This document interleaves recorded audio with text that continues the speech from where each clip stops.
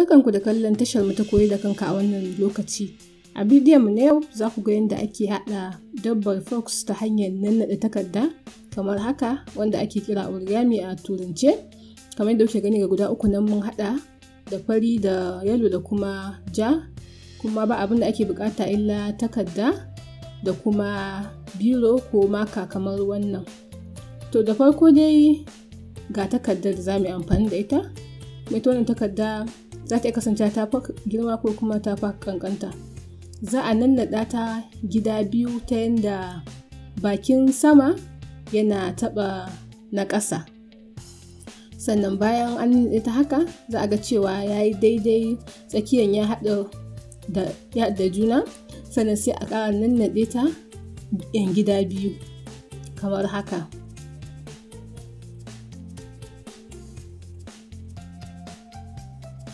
Sannan bayan an nannaɗe ta kamar haka sai a kamo baki ɗaya a nannaɗa shi zuwa sama, sannan a kamo ɗaya bakin shi ma a nannaɗa shi zuwa sama.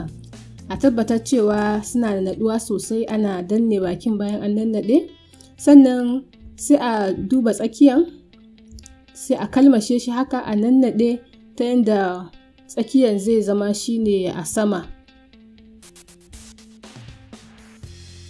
Yauwa, bayan haka kenan za a ga cewa muna da baki guda uku, ga su nan guda uku. To a nan ne dabbar fox ɗin za ta fara fitowa.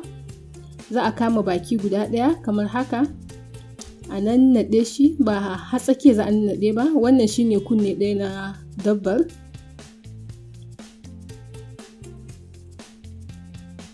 Yauwa, to kamar haka shi kenan, ba wai tsakiya za a kai shi ba. Sannan sai na tsakiyan shi ma za a kalmasho shi, amma shi kuma akwai ɗan, sai a mai da hankali sosai saboda a buɗe za a kalmasho shi kamar haka. Tukuna sai a kamo saman a danna shi a ƙasa, ko kuma a danna shi a tsakiya. A buɗe za a kalmaso shi, tukuna sai a kamo saman a danna kamar haka. Wato wannan shine ya kasance fuskar dabbar fox ɗin mu kenan. Kuma ga kunnuwan biyu nan ya fito. To yanzu abu na gaba kawai shine za mu yi jelar. Ita kuwa jelar kawai ba wani abu ne, ƙarshen za a kama a lankwasa haka, sannan bayan an lankwasa sai a dawo da shi. Shi kenan an gama. Ga dabbar mu ta fox nan ta fito kamar yadda kuke gani. Abu na ƙarshe shine za mu yi ido da kuma hanci. Kalas, an gama kenan.